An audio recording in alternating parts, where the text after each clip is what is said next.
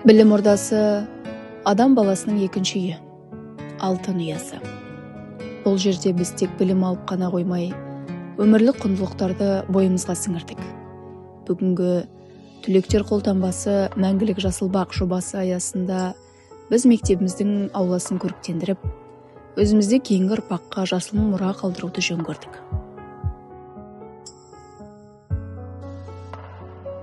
Біз осыдан 11 жыл бұрын бірінші сыныпқа келген едік.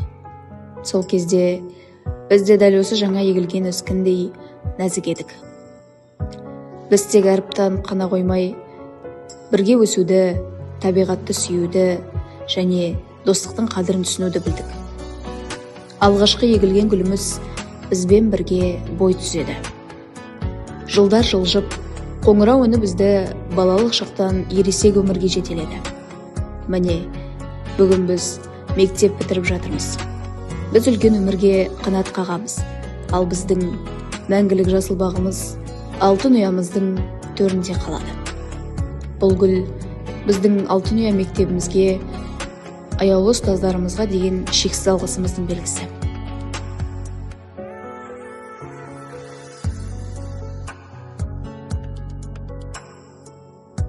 Біздің мектеп бітіруіміз қара шаңырағымыздың 40 жылдық мерейтойымен тұспа-тұс келгені біз үшін үлкен мақтаныш пен тарихи сәт. Осы айтулы жылы біз өзімізбен бірге өскен жасыл гүлімізді алтын ұя мектебімізге ерекше тарту ретінде қалдырамыз.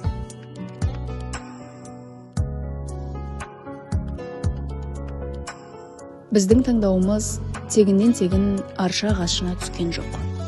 Халқымыз аршаны қасиетті ағаш санаған. Ол төзімділіктің, тазалықтың және ұзақ ғұмырдың символы. Арша қысы-жазы жап-жасыл болып тұрады. Ол ауаны тазартып, айналасына ерекше жұпар шашады.